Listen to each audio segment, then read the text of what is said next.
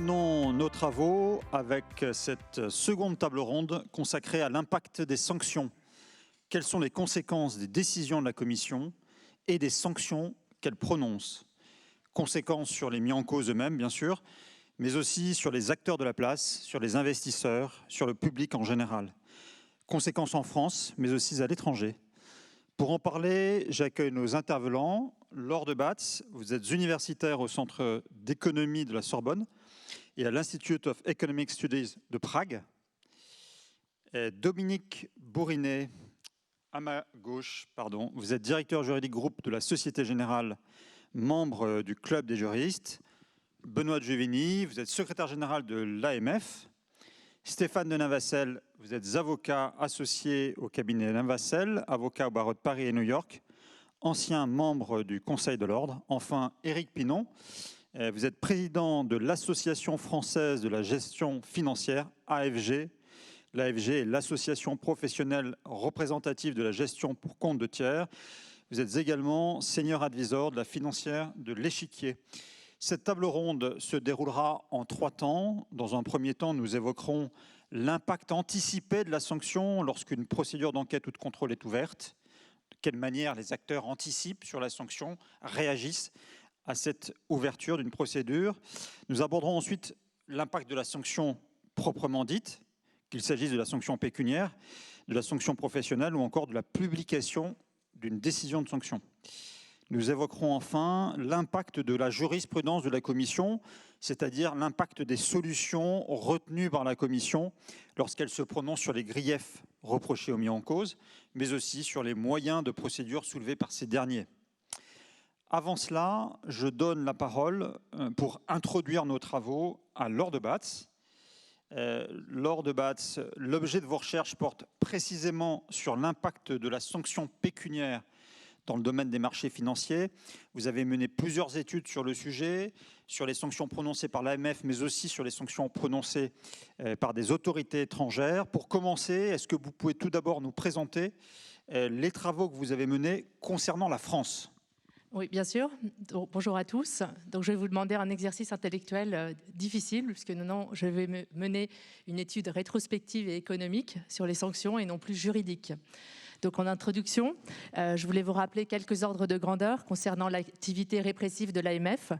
Donc, depuis la première sanction prononcée en 2004, l'AMF a prononcé 370 décisions, avec en moyenne, depuis 2012, 20 décisions. Donc, comme vous le rappeliez tout à l'heure, cette année, un petit peu en dessous. Les acteurs, les personnes morales les plus fréquemment sanctionnées sont les sociétés cotées, sur lesquelles j'ai principalement travaillé, mais aussi les sociétés de gestion. Les manquements les plus fréquemment sanctionnés sont les manquements aux obligations professionnelles dans la moitié des cas, et dans un tiers des cas, les manquements aux obligations d'information et les délits d'initiés. En moyenne, la sanction pécuniaire, s'il y a, est de l'ordre de 940 000 €, avec une nette tendance haussière depuis 2012, puisqu'en moyenne, les sanctions prononcées sont proches de 2 millions d'euros à présent. Ce sont des procédures longues qui durent en moyenne 3 ans, et près de la moitié des décisions font l'objet d'un appel, d'un recours. Alors la raison pour laquelle j'ai été invitée à cette table ronde, et je vous en remercie, c'est donc pour vous parler de 3 études que j'ai menées, des études économétriques sur la répercussion des manquements financiers sur les sociétés cotées. 2 sur la France et une 3e à l'international, avec néanmoins un fort tropisme nord-américain en raison des données disponibles, de la taille du marché, etc. Ces travaux ont cherché à analyser dans quelle mesure la menace d'une sanction, excusez-moi, j'ai le masque qui tombe, dans quelle mesure la menace d'une sanction future de son régulateur, mais aussi des marchés, puisqu'on parle dans ces cas-là de sanctions réputationnelles, contribuerait à encourager les acteurs de marché à respecter la loi. Donc, dans un premier temps, j'ai analysé les réactions de marché aux 4 principales étapes de la procédure de sanction telle que pratiquée par l'AMF. Donc l'ouverture d'une enquête ou d'un contrôle, ensuite la notification de grief, et je n'ai pas besoin de vous le rappeler, mais donc ces deux premières étapes sont confidentielles, donc on ne devrait pas voir de réaction de marché à la suite de ces deux événements. Et par la suite, la séance de la commission des sanctions, puis la publication de la décision de sanction. L'objectif est d'estimer l'impact de ces 4 événements sur les rendements boursiers des sociétés cotées sanctionnées. La méthodologie que j'ai employée s'appelle une étude d'événements. Elle consiste à isoler la réaction normale des marchés, donc qui serait liée au marché français, au secteur de la société et à la société proprement dite, de réactions dites anormales qui se font à la suite des différentes étapes de la procédure de sanction et en particulier de la sanction. Les résultats ont montré que la confidentialité des 2 premières étapes de la procédure est dûment respectée, que ce soit donc de la part des sociétés enquêtées comme des régulateurs. Aucun rendement anormal n'est mesuré lors de ces 2 premières étapes. En revanche, à la suite de la décision de la séance de la commission des sanctions, puis de la publication de la sanction, on observe en moyenne une contraction de l'ordre de 1% des rendements des sociétés sanctionnées au cours des 4 jours suivant cette nouvelle. Donc la décision de sanction est valorisée par les acteurs de marché comme un événement négatif qui pénalise la société. Ces résultats sont confortés par l'absence de rendement à la suite des décisions d'acquittement comme à la suite des compositions administratives. Donc l'échantillon est réduit puisque c'est une procédure qui est récente, mais on n'observe pas non plus de rendements anormaux. Or, sous l'hypothèse de l'efficience des marchés, cette correction de marché intègre l'ensemble des coûts consécutifs à la sanction. Donc à la fois la sanction pécuniaire, qui est soit anticipée, soit annoncée par l'AMF, les coûts liés à cette procédure, mais aussi potentiellement donc cette sanction réputationnelle des marchés. Or, l'étude des données de l'AMF montre que les réactions anormales de marché dont je vous ai parlé, c'est moins 1%, sont en réalité 12 fois inférieures au montant de la sanction prononcée par l'AMF. Donc en fait, ce qu'on observe sur le marché français, c'est un impact réputationnel positif à la suite d'une sanction. C'est totalement inverse à ce qui se passe sur les marchés anglo-saxons, où les sanctions réputationnelles des marchés sont 10 fois supérieures aux sanctions pécuniaires imposées par le Department of Justice ou la SEC. Enfin, ce que l'étude a montré, c'est que les paramètres les plus classiques des décisions, donc on pense immédiatement aux sanctions pécuniaires et aux sanctions comportementales, n'impactent pas les réactions normales de marché. Donc voilà, c'est aussi intéressant.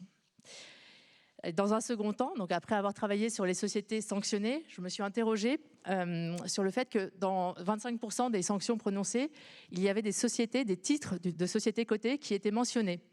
Donc en fait, je les ai appelés les victimes de manquements. Et je me suis demandé si le marché stigmatisait ces anciennes victimes ou au contraire si en fait, le fait d'être vengé par son régulateur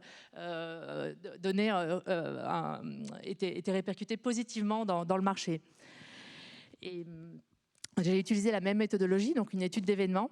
Et ce qu'ont montré les résultats, c'est qu'en fait, vous êtes de nouveau pénalisé. Donc, quand vous êtes mentionné dans un rapport de sanction, donc on a manipulé votre cours, et ensuite l'AMF sanctionne votre bourreau, entre guillemets, et vous êtes de nouveau pénalisé. Donc, vous êtes associé, assimilé à la personne qui est sanctionnée.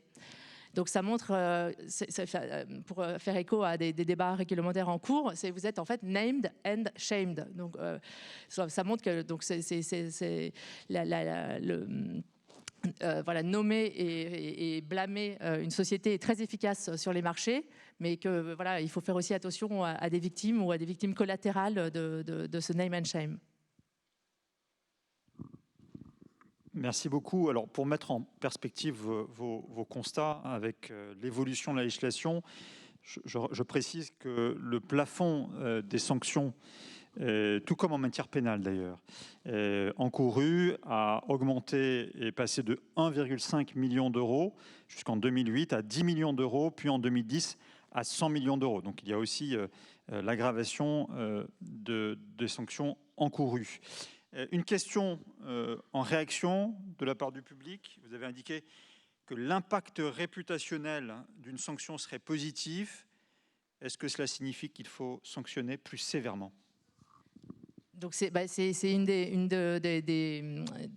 de mes conclusions, c'est peut-être sanctionner moins et plus durement, peut-être sanctionner plus les personnes que les personnes morales pour faire peut-être plus peur aux dirigeants. Enfin, il y a différentes pistes à l'étude et typiquement le name and shame, ça peut être aussi quelque chose de très efficace si voilà, on voit que l'AMF fait des efforts en termes de communication, de transparence, avec les communiqués de presse. Je pense que c'est quelque chose de très intéressant. Et il y a peut-être aussi des pistes sur l'éducation financière de la place financière, que les gens comprennent mieux, qu'il y a des victimes, qu'il y a des manquements qui sont sanctionnés, et pour mieux dissocier les différentes parties prenantes de décisions de sanction. Merci. Alors, je n'imagine pas que vos propos susciteront la réaction. Avant d'entendre cette réaction, est-ce que vous pouvez nous parler des études que vous avez faites qui comparent plusieurs pays et les sanctions prononcées par des régulateurs donc, de continents différents? Bien sûr. Donc, en complément de ces travaux, j'ai effectivement réalisé une méta-analyse sur les réactions de marché consécutives à l'annonce de manquements financiers. Donc, c'est à la fois des manquements présumés et des manquements sanctionnés. Cette revue de littérature couvre 111 études, 17 pays, principalement américains, mais également asiatiques. Il y a beaucoup de papiers qui sortent récemment sur la Chine en particulier, et aussi européens, sur la période 1984-2020. Donc c'est assez large. L'intérêt de la méthode statistique que j'ai utilisée, donc la méta-analyse, elle a été beaucoup discutée avec la Covid, puisque pour essayer d'estimer, ça permet de comparer des juridictions différentes et essayer de tirer des conclusions plus générales sur l'impact d'un événement.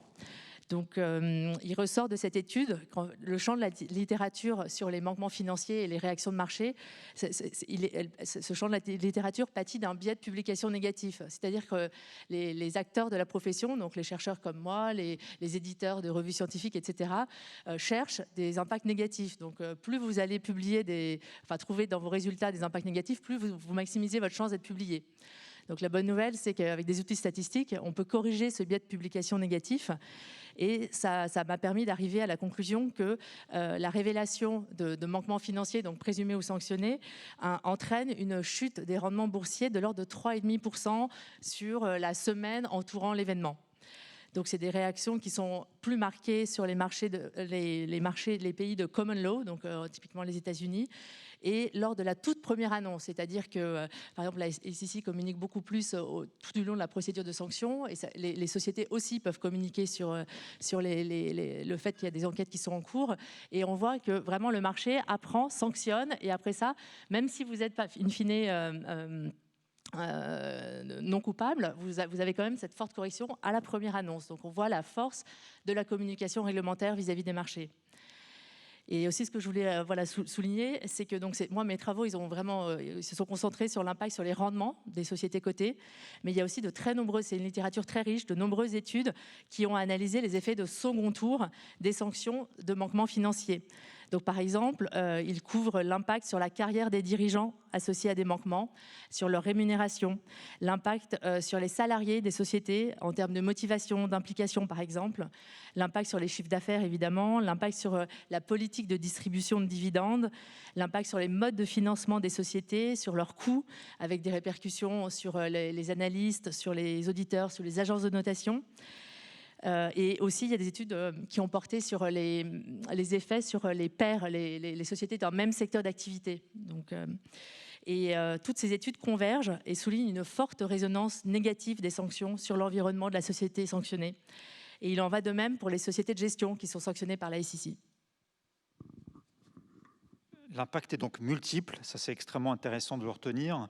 Et l'impact, il intervient de manière anticipée, avant même le prononcé de la sanction.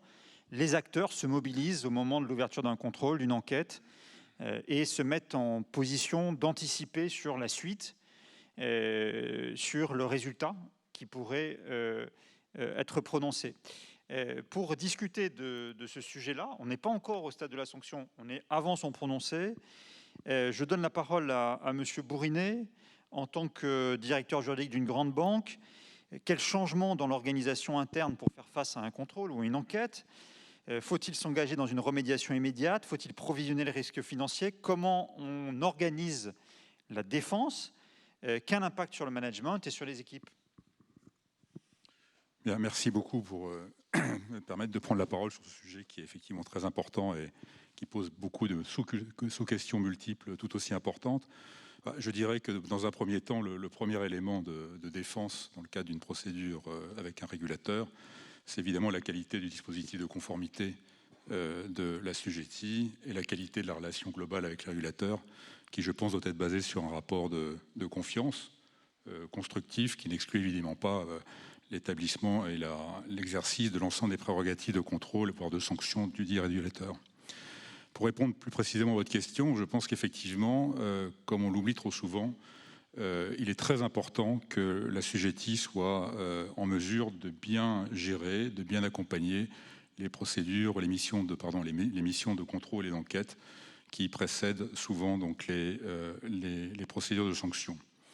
De notre point de vue, et sans prétendre ni à la perfection ni à l'exhaustivité, et en étant vraiment ouvert à toutes les suggestions dans ce domaine, nous avons essayé au sein du groupe Société Générale de bâtir un dispositif en ce sens, avec une équipe constituée au sein du département juridique pour ce qui concerne les relations avec nos régulateurs principaux que sont la CPR et la BCE, et qui vient aussi compléter l'intervention de nos amis de la conformité qui, eux, sont en charge de la relation directe avec l'AMF. Donc dans les deux cas, que ce soit l'AMF ou les autres régulateurs, lorsque nous avons affaire à une mission de contrôle ou d'enquête, nous essayons de déterminer un certain nombre de personnes qui ont un rôle de catalysateur, d'interface entre les enquêteurs et les contrôleurs et la banque. Alors concrètement, qu'est-ce que ça veut dire? Ça veut dire veiller à ce que les réponses soient données dans les bons délais, veiller à ce que les réponses soient aussi sur le fond les plus pertinentes et les plus précises possibles, rester à disposition des inspecteurs pour répondre aussi à leurs questions et revoir aussi en interne, dans un souci de cohérence et un souci d'exactitude aussi, les projets de réponse des équipes opérationnelles. Donc tout ça est un très lourd travail pour les équipes juridiques, mais aussi de conformité. D'ailleurs, je vois qu'un certain nombre de mes collègues sont dans la salle, qui pourront me le confirmer. Et je pense que tout ça découle du principe que nous avons tous, je pense, en tant qu'assujettis, intérêt à ce que l'autorité dispose d'une vue aussi claire, précise et exacte possible avant d'en juger. Donc voilà, donc ça c'est vraiment le premier élément qui me paraît très important de signaler. Vous avez mentionné aussi la question de la remédiation. Je pense que la question de la remédiation ne doit pas se poser à l'issue de la sanction ou à l'issue de la mission de contrôle. Dans un certain nombre de cas, alors évidemment, encore faut-il partager les mêmes vues que l'entité de supervision lors de sa mission de contrôle, mais si les faits sont considérés par l'assujetti comme devant donner lieu à la remédiation, je pense que l'assujetti a tout intérêt à lancer la remédiation avant même l'expiration de la procédure de sanction. Pourquoi? Parce que nous avons l'impression, ce sera intéressant peut-être d'en discuter avec des représentants de l'AMF, mais nous avons l'impression, d'ailleurs dans le cadre de l'AMF comme dans le cadre d'autres entités de supervision, que le simple fait de lancer la remédiation veut dire que la banque a compris le message. Et quand on parle aux autorités de régulation, qu'elles soient françaises, américaines ou autres, quand on leur dit qu'est-ce que vous attendez de nous dans le cadre d'une procédure de ce type-là, je répondrai à l'américaine parce que je pense que ça veut bien dire ce que ça veut dire. Nous avons eu l'expérience de ce genre de choses au sein du groupe Société Générale, puisque nous avons eu quelques mesures de remédiation à mettre en place lors de la résolution de certains litiges. Did you get the message? Disent les Américains. Est-ce que vous avez compris le message? Et le simple fait de mettre en place, de commencer à réfléchir à la remédiation, peut aboutir à convaincre le régulateur du fait que l'assujetti a compris le message. Pour ce qui concerne la procédure de sanction elle-même, je ne sais pas si ça fait partie de votre question. Alors là, ça nous ouvre un panorama beaucoup plus vaste. Sachez évidemment que la direction juridique a vocation à défendre les intérêts de la banque, comme n'importe quel justiciable, devant une autorité judiciaire ou administrative. Elle fait évidemment montre, ça ne va pas vous étonner, de l'ensemble des moyens de fait et de droit qui peuvent être invoqués pour aller dans le sens de la défense de la banque. Ça peut prendre la forme de ramener des défaillances remarquées par les contrôleurs à des proportions peut-être plus raisonnables, en mettant l'accent sur le fait qu'il s'agit plutôt de cas isolés ou que ça ne reflète pas forcément une politique généralisée. Les moyens de droit sont ceux qui sont classiquement invoqués. Je ne vais pas revenir là-dessus, à moins que vous le souhaitiez. C'est évidemment les principes généraux du droit, le principe de proportionnalité, le principe de prévisibilité aussi qui est important, le principe de sécurité juridique, le principe non bis in idem sur lequel on pourra revenir, sur lequel on a fait beaucoup de progrès depuis l'arrêt Grande-Stevens, mais qui reste encore doté de critères au niveau du triage entre le pénal et l'administratif, de critères relativement flous. Et puis pour ce qui concerne les provisions sont le risque de sanction dans une banque comme la Société Générale est considéré comme un risque de sortie financière, comme n'importe quel autre risque de sortie financière. Donc il doit être effectivement dûment provisionné en application des principes généraux en matière de comptabilité et des règles applicables. Merci beaucoup. Qualité de l'échange avec l'autorité, anticipation, remédiation immédiate. Ce sont autant de concepts et de thématiques auxquelles j'imagine vous êtes sensibles. Comment réagissent vos membres quand un contrôle s'ouvre et que leur dites-vous? Alors, je reviens à... Ah, pardon, c'était pour vous? Non, mais allez-y. Oui, pardon. Il n'a pas précisé, mais... J'ai pas précisé, c'était une question par écrit, non. Mais si vous voulez y répondre, vous êtes le bienvenu. Non, mais... Vous pourrez réagir. Merci. Non, tout d'abord, je pense que par rapport à votre question, on reviendra sûrement sur les deux autres tours de table qu'on fera, sur l'impact et puis sur les conséquences des sanctions en général. Je rappelle quand même que les sociétés de gestion, puisque je ne parle que d'elles, pas des émetteurs, en ce qui me concerne en tant que président de l'AFG, c'est quand même un spectre très très large. La plus grosse société de gestion, que je ne citerai pas, gère plus de 1500 milliards et les plus petites gèrent moins de 50 millions. Alors, ne me demandez pas comment les uns font pour vivre et les autres font pour se positionner, mais toujours est-il que l'AMF le sait, la DGA le sait, la DEC, bien sûr, le sait, et il est évident que la prise de conscience des acteurs n'est pas du tout de même nature par rapport à ce que vient de dire M. Bourrinet. Il est sûr que dans une boîte de 50 millions d'actifs sous gestion de 4 ou 5 personnes, et encore, il y en a des plus petites, le débat est un peu différent de mettre en place des systèmes de contrôle que dans une boîte où vous avez quelques centaines de personnes, voire milliers de personnes. Le point important par rapport à la question que vous posez sur l'impact anticipé de la sanction, c'est que je pense que là aussi, sur les structures de taille moyenne ou de taille petite, nous avons une grande partie des contrôles ou des contrôles, je dirais en amont, qui sont délégués aux fameux compliance outsourcers, dont certains sont certainement dans cette salle ou en vidéo nous suivent. Je crois qu'il est utile de se dire que c'est là où on se rend compte, est-ce qu'on a pris conscience que notre métier est un métier régulé ou pas régulé? Alors, je me permets de dire ça, je devrais peut-être pas le dire trop fort, parce qu'a priori, quand on a eu un agrément, on devrait savoir qu'on est un métier régulé. D'expérience, après plus de 30 ans de métier, et ce que vous avez dit, madame, le confirme, c'est qu'il y a des sanctions qui arrivent alors qu'on croit qu'on fait tout bien. Je ne suis pas sûr que tous les élèves aient lu tout le RG AMF systématiquement, et donc posons-nous les bonnes questions. L'autre point important, c'est ne pas confondre, bien sûr, enquête et contrôle. Je dis ça pour ce que j'en ai compris en ce qui me concerne, mais la DEC a deux casquettes, celle des contrôles, y compris des contrôles spot, et Sophie Béranger en a parlé tout à l'heure, et je crois que c'est effectivement quelque chose de très éducatif. Et j'insiste sur ce point, j'y reviendrai certainement dans vos questions suivantes, mais je pense que la partie éducation fait que le contrôle et l'anticipation du contrôle et donc de la sanction qui pourrait entraîner post-contrôle ou post-enquête une décision de la commission des sanctions doit être complètement répétitif pour, et là je vous rejoins madame, faire que les gens aillent mieux. Et ce que vous avez dit Dominique, c'est qu'à la sortie, est-ce que je l'ai bien compris? Est-ce qu'enfin les sociétés l'ont bien compris? Moi, je suis un peu étonné et toujours un peu inquiet de voir quelques-uns de mes membres s'inquiéter plus du côté ponctuel des regards qui lui sont portés sur elle ou des sanctions qui pourraient lui tomber dessus, que du côté éducatif, production de meilleurs comportements.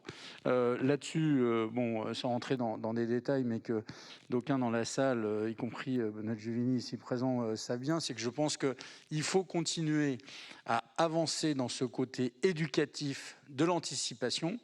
Vous l'avez rappelé, tout le monde l'a rappelé, ça a été dit en préambule pour beaucoup. C'est vrai que quand les sanctions passent de 1,5 million à 100 millions, il y a un petit sujet.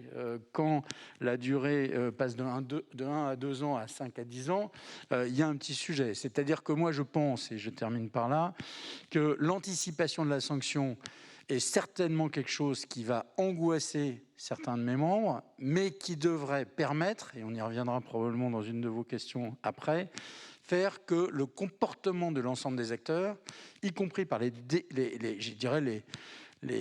reportings que l'on fera, par les analyses, par les réunions comme celle que vous faites tous les ans et celle d'aujourd'hui, 13e du nom, effectivement, permettent de conclure que ce métier est un métier avec des règles, qu'il faut les appliquer. Ce n'est pas le seul métier qui a des règles, mais enfin, c'en est un qui en a quand même quelques-unes importantes.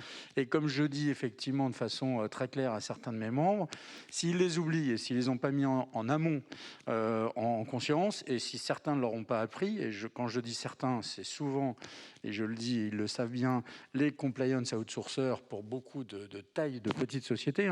Je leur donne un deuxième chiffre. En France, aujourd'hui, nous n'avons sur 630, je ne sais pas, Benoît corrigera sûrement, mais 630 sociétés agréées, ça doit être à peu près ça. 650, bon, le chiffre monte. Je croyais qu'il commençait à baisser, c'était une bonne nouvelle pour moi. Non pas pour mes cotisations, mais parce que je trouvais qu'il y en avait un peu de trop, mais surtout de taille moyenne. Mais peu importe, ça tout le monde connaît ma position. Mais on est dans une situation où à 650, vous en avez aujourd'hui 10 seulement qui gèrent plus de 100 milliards d'euros. Donc ça paraît beaucoup et pas beaucoup. Et vous en avez 100 qui gèrent moins de 50 millions. Donc posons-nous les bonnes questions. Et encore une fois, pour revenir au sujet qui est le nôtre, l'anticipation de la sanction est à mon avis quelque chose de prise de conscience éducative qui devrait, et là je rejoins ce que Dominique Bourrinet nous a dit juste avant, que toutes petites maisons comme les grosses vont peut-être profiter de ces moments-là pour changer leur comportement. Voilà ma première réponse. Merci beaucoup. Je me tourne vers vous, Stéphane de Navassel. L'avocat doit être sensible, évidemment, à ces sujets. Comment voyez-vous cette problématique en amont de l'anticipation de la sanction ? Merci beaucoup. C'est évident, ce qui vient d'être dit est très pertinent en fonction de la taille finalement du client et de sa situation. On ne gère pas de la même façon une grande multinationale et une PME. Mais pour faire face à un contrôle ou une enquête, la première étape est évidemment d'essayer de déterminer son prisme, ce qui passe très rapidement par l'identification du client. Alors ça peut paraître assez évident parce que toute personne morale a un représentant, ou alors quand il y en a un, on va se tourner vers le directeur juridique. Mais l'avocat doit agir avec le plus d'indépendance possible. Et partant, si son interlocuteur est dans le prisme de l'enquête, il risque de se retrouver dans une situation de prendre des instructions qui seraient susceptibles d'avoir un impact négatif sur sa capacité à rendre un rapport, à contribuer aux travaux de façon tout à fait indépendante. Très souvent aussi, on ne trouve pas de clients au sein de la structure parce qu'on se tourne vers le directeur juridique et on dit finalement que ce sont des questions de droit et on ne trouve pas de volontaires qui souhaitent prendre le risque supplémentaire d'agir, de piloter l'enquête et d'interagir avec le cabinet. Le plus sûr, quand on commence à travailler, une fois qu'on a défini le prisme, c'est de déterminer un prévisionnel de l'enquête interne, c'est-à-dire de la réunion des faits. Et ce prisme, ce prévisionnel sera nécessairement évolutif et il sera aussi rédigé de façon détaillée afin de pouvoir justifier après les faits les décisions qui ont été prises. L'enquête, elle va se passer, ça a été décrit, toujours dans le cadre d'échanges fournis avec les services de l'AMF pour maintenir ce lien de confiance, absolument indispensable. Et cela est d'autant plus vrai quand nous agissons dans le cadre de dossiers transfrontaliers. L'AMF, comme le PNF, ça a été expliqué tout à l'heure, travaillent la main dans la main avec leurs homologues étrangers. S'ensuit donc une enquête qui vise à déterminer les faits, qui peut être conduite tout en partie par les avocats, mais qui doit, et c'est un gage de crédibilité, être conduite avec rigueur et indépendance. J'en ai parlé. Nous avons rédigé, le barreau de Paris a adopté un vade-mecum en décembre dernier sur le sujet, et ce qui a conduit à une certaine automaticité des travaux des avocats, mais aussi des départements juridiques qui ont finalement très peu recours à des avocats, notamment pour les grands groupes, et à accentuer la crédibilité des échanges avec évidemment l'AMF, mais aussi le PNF, et ainsi de suite. Ce qui est nécessaire, et on a entendu parler des problématiques lors de la précédente table ronde liées à l'activité de l'avocat, son secret qui n'est pas celui de l'avocat bien entendu, mais du client, aux relations entre magistrats, entre autorités administratives et avocats. Et à ce titre, je voudrais citer un article du RIN, du Règlement international, qui interdit à tout avocat, de communiquer une information fausse ou de nature à induire en erreur. Donc, dans ces conditions, gage de bonne foi, l'enquête est aussi en soi, malheureusement, une sanction avant même la sanction elle-même. Il y a le coût de celle-ci, il y a le caractère particulièrement intrusif de la collecte des données dans l'espace de travail. Les personnes entendues doivent faire face à souvent une longue préparation portant sur des faits très anciens. C'est un travail extrêmement chronophage. L'attention n'est évidemment plus au travail quotidien. Les processus décisionnels sont souvent impactés puisque chacun redouble de prudence, ne voulant pas engager une responsabilité supplémentaire. La progression de carrière des personnes, des salariés, est souvent suspendue à la décision de l'autorité ou d'un organe disciplinaire, qui, ce dernier, va souvent abonder en sévérité pour justement ne pas donner l'impression d'avoir agi avec légèreté. Tout ceci pour vous dire qu'au moment où la sanction arrive, la rémédiation interne a déjà été mise en place, ça a été parfaitement expliqué. Les processus de contrôle ont déjà été renforcés et les sanctions individuelles, Laure Debase l'a très bien expliqué, déjà prises. La décision elle-même, en réalité, est très utile pour les avocats et pour les autres acteurs du marché pour qu'ils se mettent à la carte. De là à dire que les sanctions n'ont d'intérêt que pour ceux qu'elles ne concernent pas, il y a un pas que je n'ose franchir. Merci pour cet éclairage sur l'articulation entre enquête, contrôle et puis l'enquête interne et le rôle de l'avocat dans ce cadre. Je me tourne vers vous, Benoît Giuvigny, pour connaître le point de vue de l'AMF. Comment on anticipe la sanction d'abord au stade de l'ouverture d'une enquête et d'un contrôle, puis à l'issue de cette procédure, lorsqu'il faut décider des suites à donner? Je rebondis immédiatement sur une question du public qui entre parfaitement dans le champ de l'intervention à venir. La remédiation entreprise par un assujetti a-t-elle un impact réel et direct sur le quantum d'une décision AMF, en tout cas sur le quantum d'une décision sollicitée par le collège devant la commission des sanctions? Merci pour ces très bonnes questions. Bonjour à tous, j'espère que vous m'entendez bien en dépit du masque. Oui, alors c'est vrai que dès l'ouverture de l'enquête ou du contrôle, l'AMF, et c'est ma responsabilité, on fait extrêmement attention. On sait qu'une enquête ou un contrôle, c'est lourd, ça demande du temps. Donc je dirais, on n'y va pas au hasard. Pour les enquêtes, c'est bien sûr les outils de surveillance qui sont essentiels pour nous permettre de mettre en avant des éventuels manquements. Et après, c'est la gravité et la solidité juridique anticipée qui conduisent à une ouverture d'enquête. Pour les contrôles, c'est un petit peu plus compliqué. On ouvre des contrôles soit parce qu'on a des alertes, là aussi, sur des manquements graves, soit parce qu'ils font partie de nos priorités de supervision de l'année. Et c'est une vraie innovation depuis 2 ans de publier chaque année nos priorités de supervision de l'année qui vient, qui vont nous permettre après d'aller soit en contrôle spot, donc en principe non sanctionnant, soit de visiter ces points dans le cadre de contrôles classiques. En ce qui concerne les conseillers en gestion de patrimoine, ce sont nos contrôles de masse qui peuvent aboutir à sélectionner quelques cas qui feront l'objet ensuite d'une poursuite en contrôle dit classique.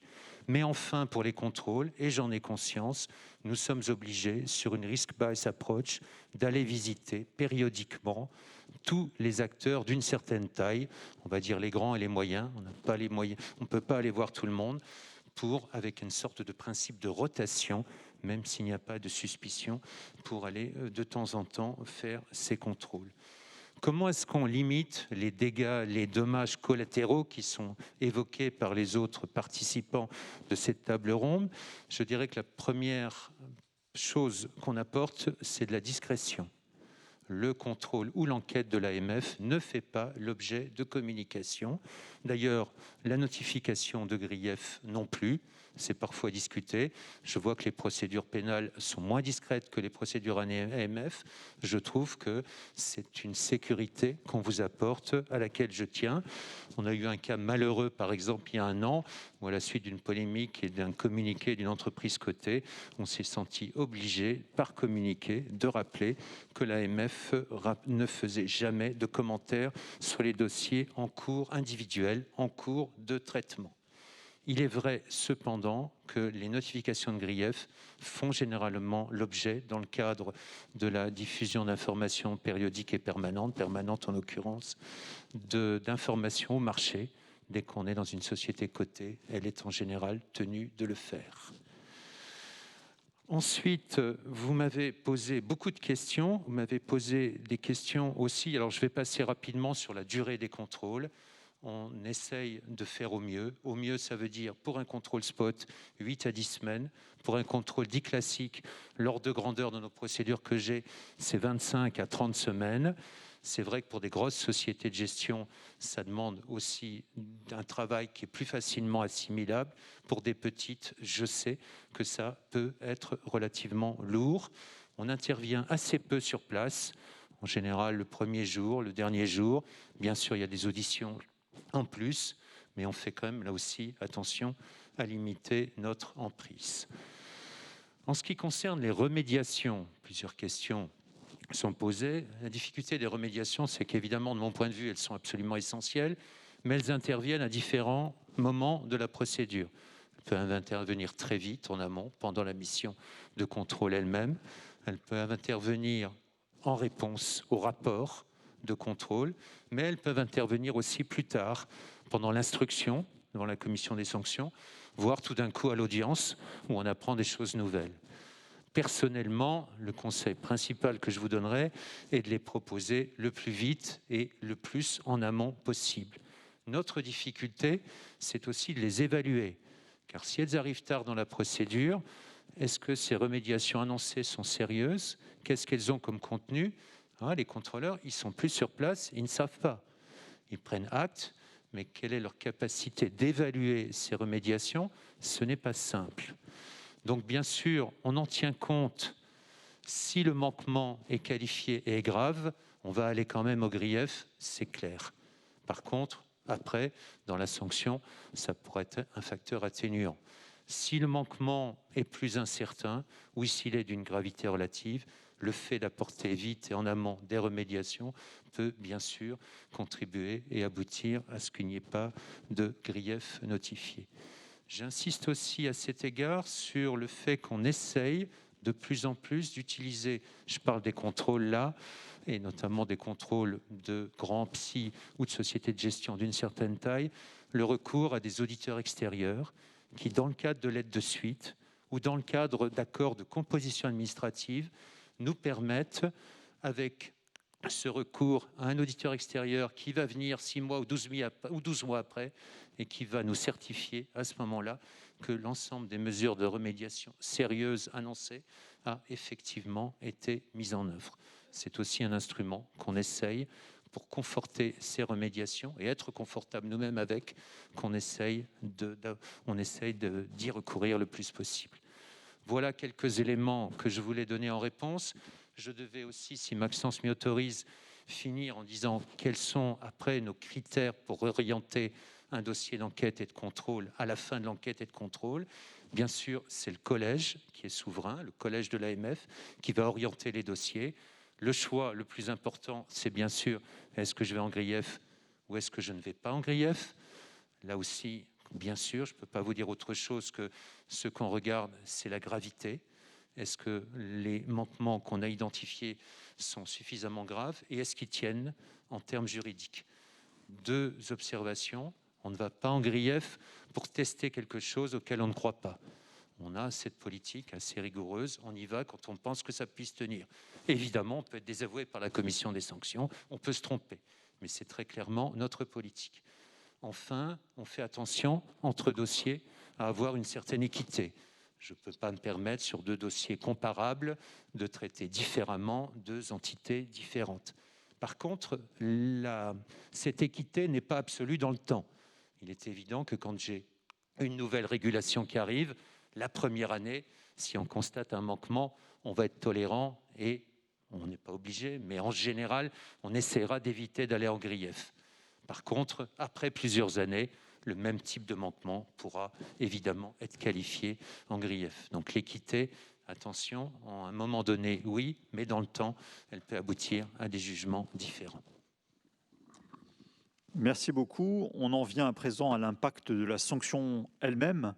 On est donc après le contrôle ou l'enquête qui s'est achevée par une notification de grief. La commission des sanctions s'est réunie et elle a prononcé une sanction. Quelles sont les conséquences sur les acteurs d'une sanction pécuniaire, d'une sanction professionnelle et notamment de l'interdiction professionnelle?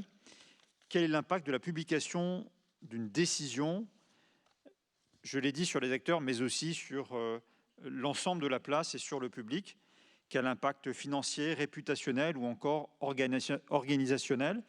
Je vous donne tout de suite la parole, Éric Pinon, pour connaître votre appréciation sur ces sujets. Merci. Je pense que la position que l'AFG et mes membres ont des sanctions est, je ne devrais pas dire ça, mais plutôt bonne. C'est-à-dire que les sanctions sont justifiées, les griefs sont en général bien construits. Ce que vient de dire Benoît Giuvigny, c'est que lorsque le collège fait appel à la commission des sanctions, c'est qu'il y a eu effectivement des bons travaux des équipes.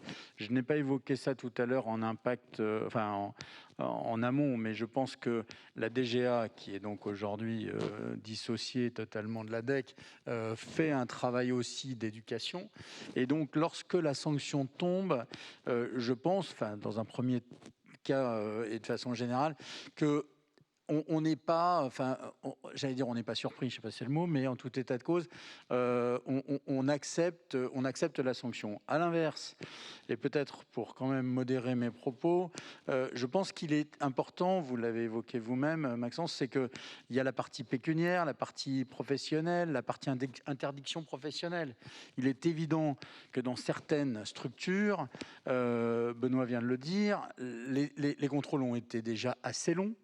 Et les sanctions peuvent avoir des effets sur la mort de certaines entreprises, au sens que si ça arrive assez rarement, heureusement, mais il y a une sanction professionnelle au sens des dirigeants de cette société, il est évident qu'il n'y a pas de substitut possible.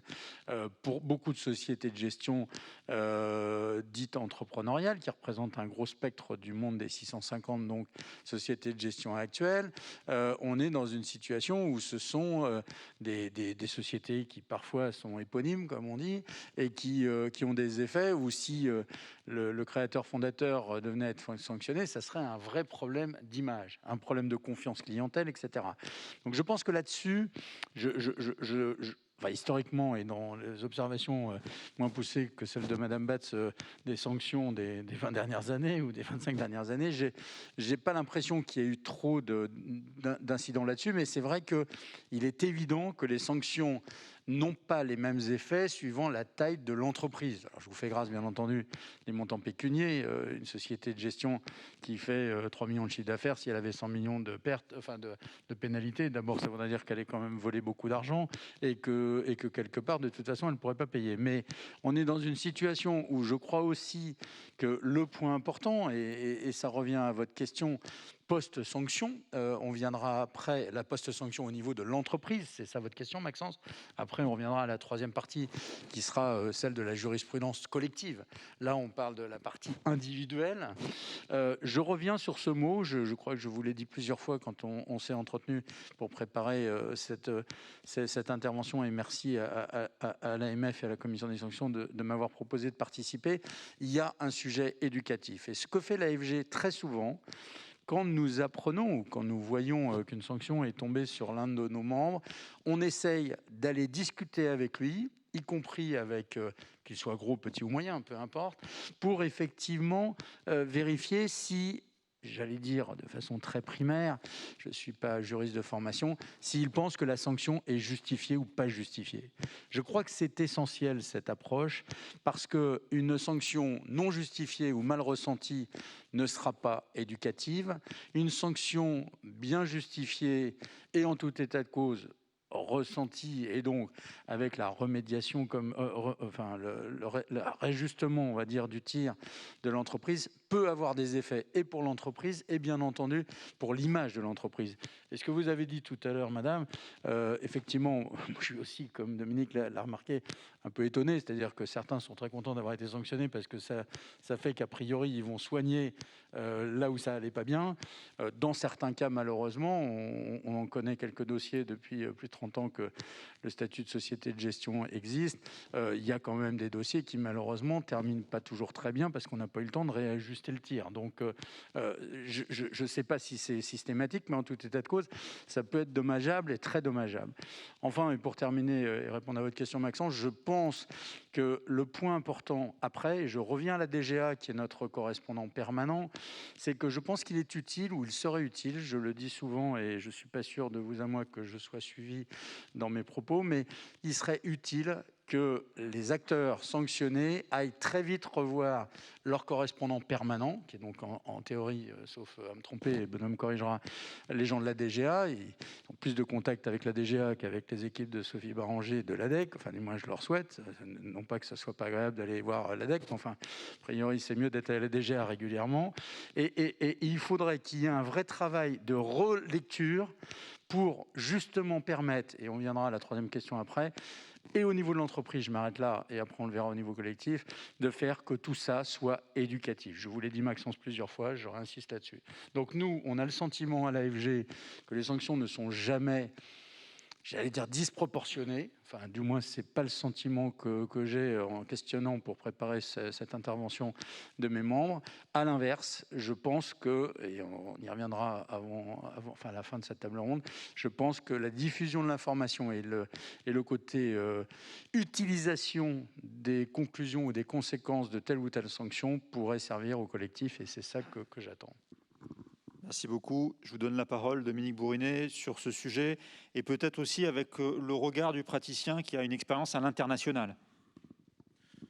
Oui, alors sur la partie sanctions, effectivement, j'aurais quelques observations, dont une effectivement liée au caractère international de la comparaison qu'on pourrait faire sur ce sujet. Excusez-moi, j'ai un peu de buée dans mes lunettes, c'est très désagréable. Sur le principe de proportionnalité, je pense qu'effectivement, en France et en Europe continentale, en tout cas, on peut peut-être d'ailleurs extrapoler jusqu'au Royaume-Uni, on est quand même dans des schémas qui respectent au prou le principe de proportionnalité.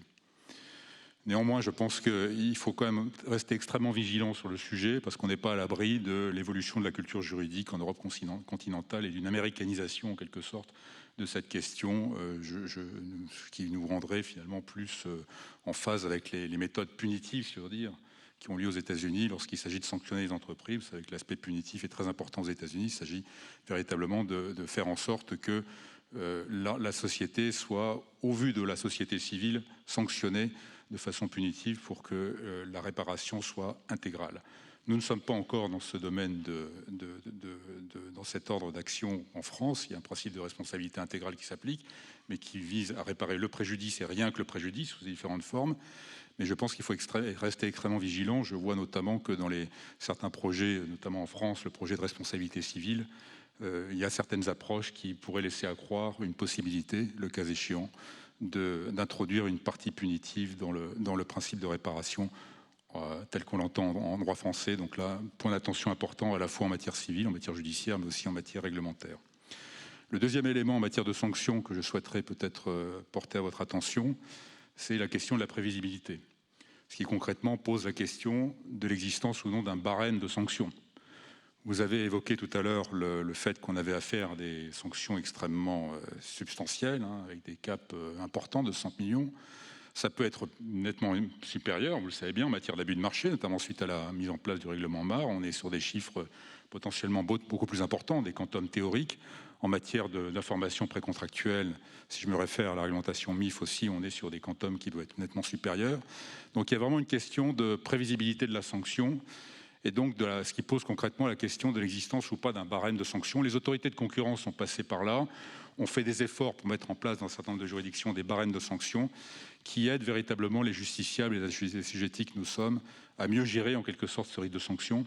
Pas seulement dans le sens de prévoir le montant en tant que tel, ce qui peut être évidemment très intéressant, notamment sous l'angle du provisionnement, mais aussi en termes d'ajustement de l'exercice fondamental qui est la cartographie des risques, de savoir par rapport à tel risque, qu'est-ce que je dois mettre comme ressource par rapport à l'appréciation qu'en fait aussi le régulateur, qui est reflété, qu'on le veuille ou non, dans le quantum de la sanction applicable. Et ça me paraît être un élément extrêmement important. Le simple fait de se comparer ou de comparer une sanction par rapport à une autre ne suffit pas la plupart du temps, et souvent l'extrapolation par rapport à des sanctions sur des situations comparables relève parfois un petit peu d'un exercice de divination.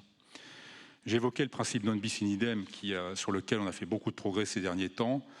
Simplement, la question de la répartition entre les autorités pénales et les autorités administratives reste peut-être encore à peaufiner. Les critères nous paraissent peut-être un petit peu flous. Il y a peut-être encore un travail d'affinement, en quelque sorte, sur ce sujet à faire. La question de la sécurité juridique, évidemment, est importante. Là se pose la question, de ce point de vue-là, des délais de prescription, qui sont évidemment un sujet extrêmement important sous l'angle du respect des principes généraux du droit. Là, on pense naturellement au manquement administratif, sur lequel il n'y a pas véritablement, encore une fois, de délai de prescription qui soit inscrit dans le marbre en droit français, même si le Conseil constitutionnel nous a dit qu'il n'y avait pas de principe constitutionnel applicable en la matière dans les procédures disciplinaires. Je pense qu'il serait bon, là aussi, d'introduire un peu plus de sécurité juridique sur ces sujets. Sur le niveau de sanction, on voit beaucoup de décisions basées sur le niveau de profit réalisé ou les pertes évitées. Alors ça a évidemment beaucoup de sens en matière d'abus de marché. On peut s'interroger sur la pertinence de ces critères dans d'autres secteurs, qui ne sont pas forcément des secteurs où la conséquence financière est la première conséquence à prendre en compte. Je parle notamment à tous les manquements en matière de contrôle interne. Et puis un dernier mot, excusez-moi d'avoir été un peu long, sur la question essentielle de la sanction non financière, notamment des communiqués de presse. Je pense qu'il faut vraiment, là aussi, être très attentif à cette question. Nous vivons dans une société, excusez-moi, ce truisme, qui exige de plus en plus la transparence absolue, qui mise de plus en plus sur les questions de communication. Et l'actif d'une entreprise, quelle qu'elle soit d'ailleurs, c'est probablement l'actif numéro un, c'est probablement sa réputation. On met des années probablement à bâtir une réputation, surtout lorsqu'on lance un nouveau business. On met quelques minutes à la détruire. Donc je pense qu'il faut faire preuve, de beaucoup là aussi de sens de la proportionnalité lorsqu'il s'agit de procéder en quelque sorte à ce que vous évoquiez, Madame Debat, c'est le name and shame, qui peut avoir des conséquences beaucoup plus importantes que la sanction financière en tant que telle, et qui n'a pas forcément d'ailleurs, je pense aussi, toujours une influence positive sur l'entreprise. Je ne suis pas certain qu'il y ait forcément une causalité ou une corrélation entre le name and shame et l'amélioration des process dans l'entreprise. C'est un point, en tout cas, qui me paraît assez discutable. Merci beaucoup. Maître Denavassel, sur ces sujets, l'avis d'un avocat international qui peut comparer et nous apporter à cet égard des lumières. Quelle est votre appréciation ? Oui, bien sûr. Sur la question financière, on peut, de la sanction financière en particulier, on peut se tourner vers les États-Unis puisque c'est là où tout est plus grand. Mais rester un peu en Europe sur l'effet dissuasif finalement de la sanction qui est très souvent recherché. Et l'on sait depuis Beccaria que c'est la certitude de la sanction et non pas sa sévérité qui va avoir un effet dissuasif. Partant dans notre cas, lorsque la sanction arrive, puisqu'elle est attendue, elle n'est pas plus pertinente parce que plus sévère. Aux États-Unis, la justice économique se distingue par deux choses essentiellement, le montant des peines et c'est très regrettable, la quasi-disparition du juge, en tout cas sa grande absence.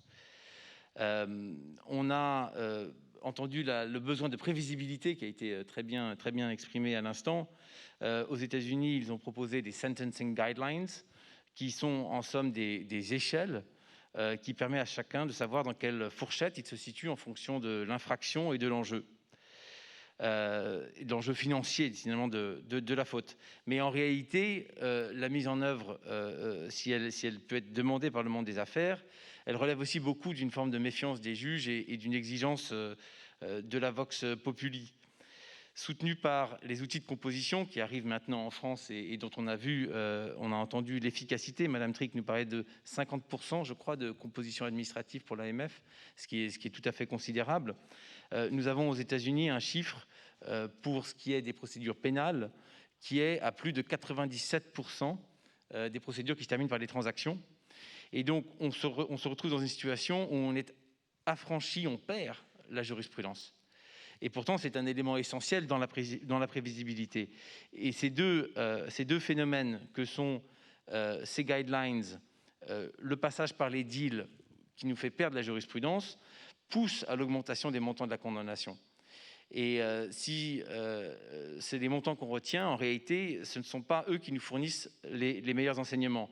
Il y a eu une tentative de la jurisprudence, notamment du juge Rakoff, de repousser ce phénomène en appliquant un vrai contrôle sur le travail, sur les accords, notamment pour une grande banque américaine.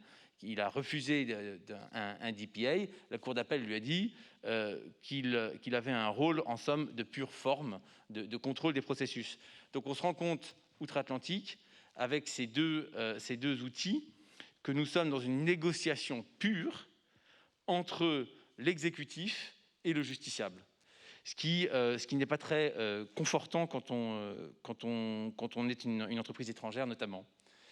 Sur la question des sanctions non pécuniaires, peut-être brièvement, moi je suis très réservé sur l'effet potence de la publication de la sanction, mais il faut bien reconnaître que c'est la sanction la plus crainte, à l'âge où Internet rend toute information immortelle. D'autant plus si vous avez un nom à l'orthographe peu commune. C'est quelque chose qui va vous suivre à vie, et j'ai nombre de clients qui se retrouvent dans une situation tout à fait dramatique, ne pouvant même pas corriger par un changement de nom de personne morale une situation personnelle. Pour ce qui est des sanctions professionnelles, si elles sont incapacitantes, elles empêchent de reconstruire. Elles doivent donc nécessairement être limitées aux cas les plus graves, parce que c'est mettre la personne au banc.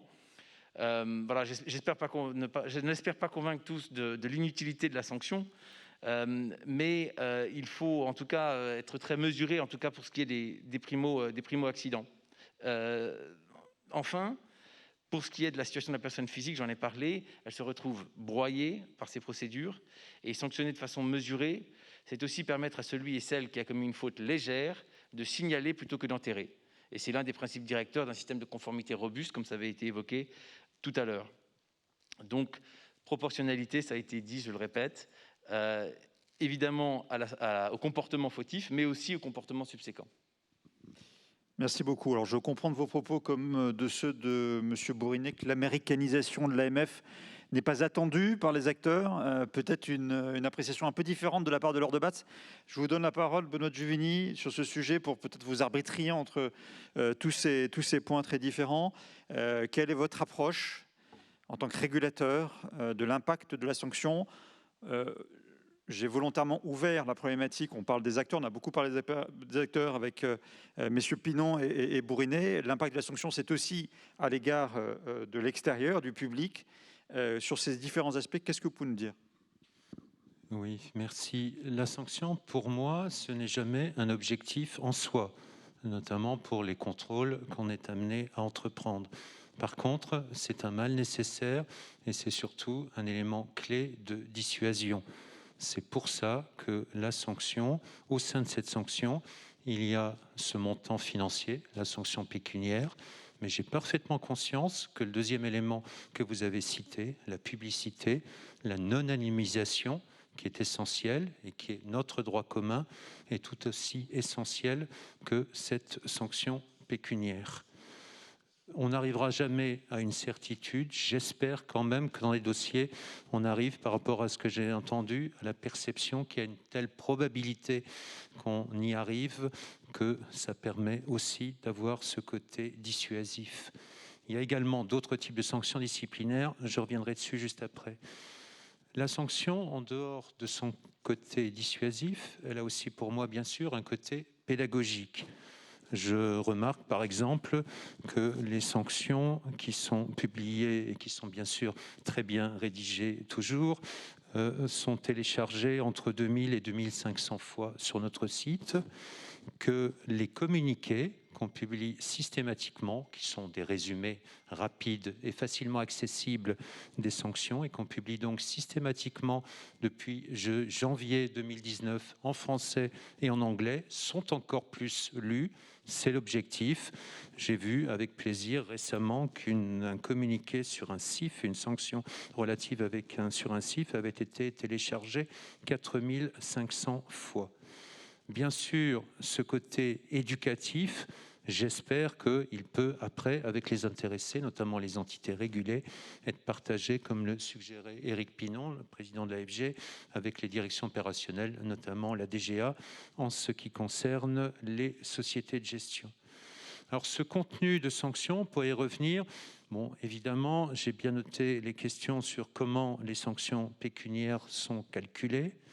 Les sanctions pécuniaires sont d'abord calculées par rapport à de la jurisprudence. Il existe maintenant, avec les années, de plus en plus de jurisprudence auxquelles on se réfère toujours pour aboutir à des propositions de sanctions.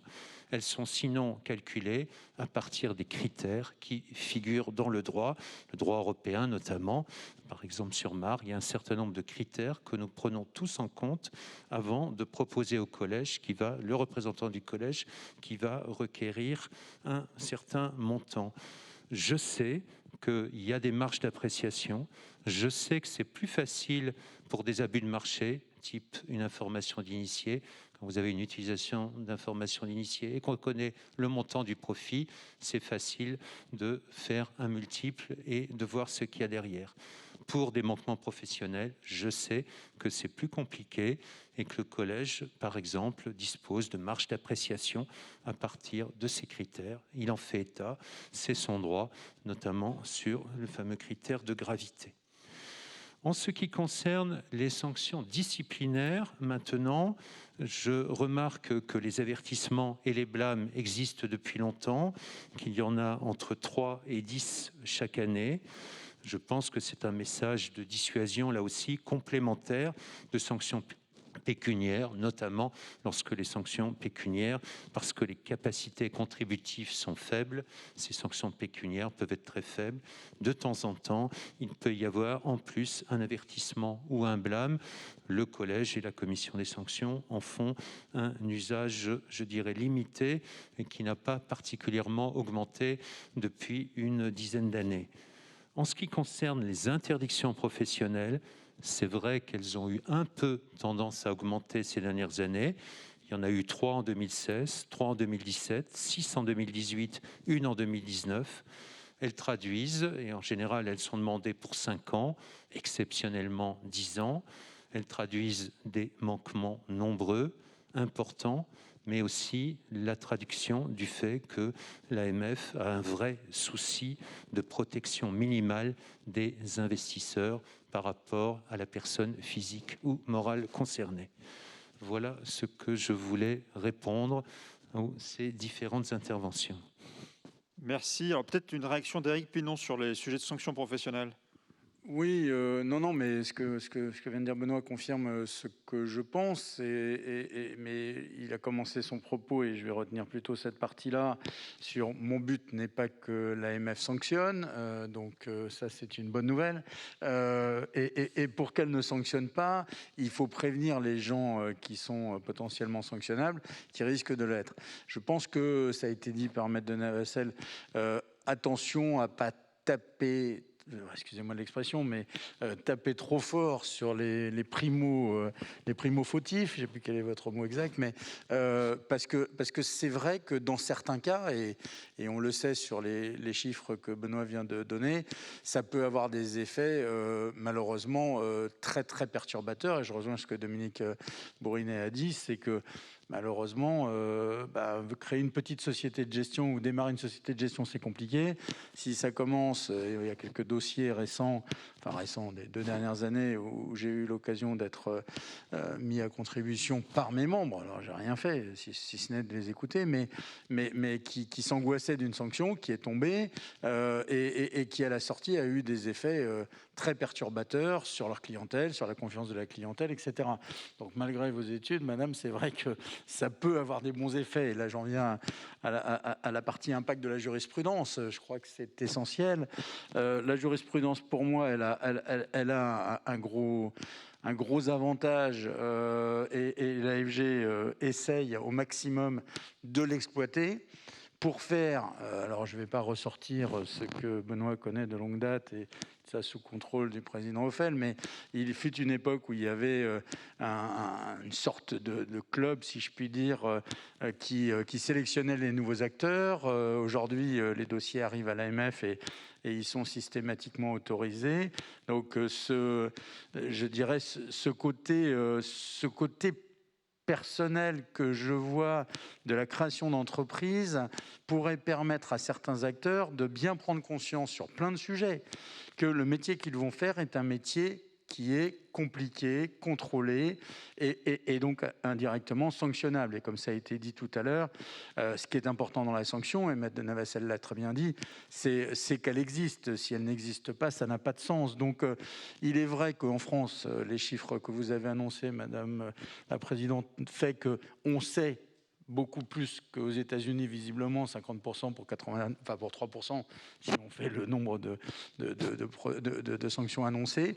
Moi, je dis juste que si l'AMF a ce rôle d'éducation, d'accompagnement et de prévention, et je remets, alors j'espère que les gens de la DGA m'en voudront pas trop, mais je pense qu'ils ont un rôle d'éducation qui pourrait éviter et qui pourrait permettre effectivement que les sanctions soient de moins en moins courantes parce que les acteurs, et je peux vous assurer d'une chose, c'est que l'AFG, aux côtés de l'AMF, et merci aux équipes de l'ADEC qui systématiquement viennent nous rendre compte, par exemple, des contrôles spot. C'est un travail qu'on fait depuis maintenant 3 ans. Enfin bon, l'année 2020 est un peu différente, mais on le fait depuis 3 ans, que ce soit Philippe Baranger ici présent ou Nicolas Patel, et je les remercie systématiquement. Ce que Benoît Giuvigny a dit, c'est que nous avons la chance, et merci de la transparence, des annonces des contrôles spot à venir. Donc ça permet quand même à certains de s'inquiéter si jamais, alors bon, sur la cybersécurité, c'est un sujet intéressant, mais il n'y a pas que ça, il y avait les mandats de gestion, enfin tous les thèmes qui ont été traités. Je pense que oui, la sanction a du bon si elle est effectivement mise en avant d'une évolution de la prise de conscience des acteurs que j'ai le plaisir de présider pour ce qui concerne les sociétés de gestion, attention, ce métier va nécessiter des engagements importants. Et l'autre point, et je termine par là, et ça revient au début de votre question, Maxence, sur cette dernière partie, c'est que très souvent, ou trop souvent, c'est parce que, et l'AFG en est certainement coupable, même si ce n'est pas elle qui donne les agréments, mais enfin malgré tout, je rappelle qu'il y a une obligation d'être adhérent à une association professionnelle pour avoir le droit d'exercer l'agrément qui a été donné, c'est que nous devons collectivement continuer à faire prendre conscience aux gens que, alors ça a été dit par Dominique, ça a été évoqué dans l'étude de Madame Debat, on a de plus en plus de communication. Donc n'importe quel acteur, petit, gros, moyen, de toute façon, ce qui va avoir à justifier pour, entre guillemets, redémarrer après une sanction, va être de plus en plus important et de plus en plus élevé. Donc c'est plutôt en amont.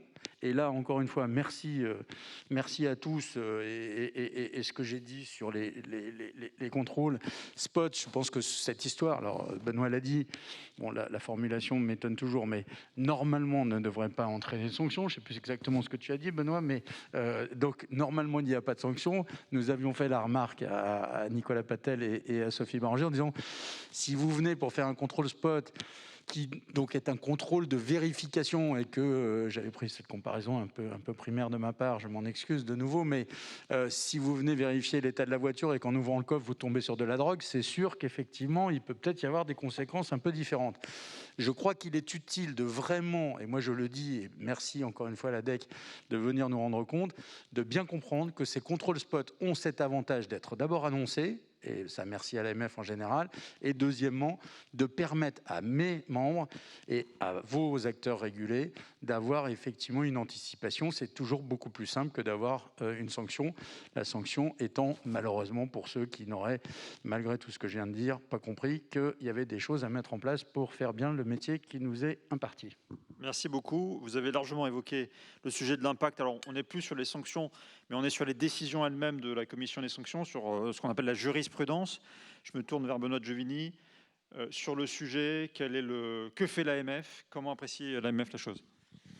Oui, bon, bien sûr, la jurisprudence, bien, on la diffuse en interne dans les équipes de l'AMF, à l'extérieur. Par exemple, la journée des RCSI, qui a toujours beaucoup de succès au printemps, y participe. Par ailleurs, 2 remarques sur ces diffusions de la jurisprudence. On l'utilise aussi en doctrine. Alors, ce qui est intéressant, c'est qu'on le fait surtout pour les émetteurs. Par exemple, un de nos guides pédagogiques qui est très, très utilisé pour les émetteurs, c'est le guide sur l'info permanente. Dedans, vous allez trouver 16 cas de jurisprudence qui viennent de la jurisprudence de la commission des sanctions, qui sont présentés et qui permettent d'éclairer par ces différents cas les règles du jeu dans ce domaine, notamment les 3 critères de définition de l'information privilégiée ou le fameux dès que possible quand il faut diffuser une information privilégiée. C'est moins le cas, c'est une question que je me suis posée en préparant cette table ronde en matière de gestion d'actifs ou de prestation de services d'investissement. Je ne sais pas si c'est parce que dans ce cas-là, le droit européen a tourné beaucoup plus souvent, qu'il y a moins de concepts et que les sanctions sont souvent des constats de manquement qu'on a eu moins besoin de reprendre dans nos guides. Enfin, cette jurisprudence, écoutez, elle nous sert aussi à réfléchir à des évolutions de nos textes. Quand on voit des choses qu'on n'aime pas, qu'on ne peut pas aller notifier ou qui ne tiennent pas, on peut être amené à proposer aux législateurs français ou européens également des modifications de textes. Il y a eu par exemple récemment des grands débats sur la revue de Marr. Est-ce qu'il fallait modifier la définition de l'information privilégiée ?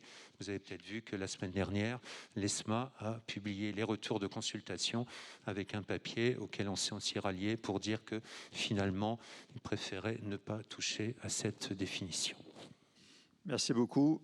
Dominique Bourrinet, sur les sujets précisément de diffusion, d'accompagnement des décisions de la Commission en interne à l'égard des différents métiers, comment sont-elles transmises, comment l'information est-elle portée et comment l'information est intégrée aux pratiques et aux procédures internes?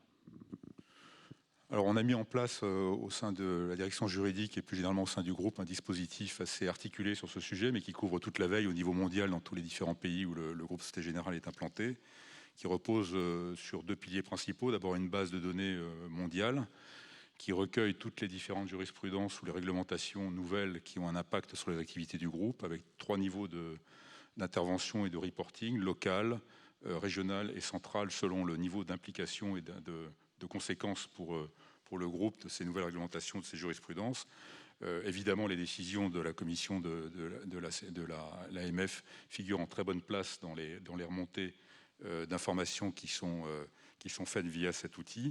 Cet outil est disponible sur abonnement au sein du groupe à tous les opérateurs SG. Évidemment, les juristes et nos amis de la conformité sont les premiers évidemment à y avoir recours, mais pas seulement.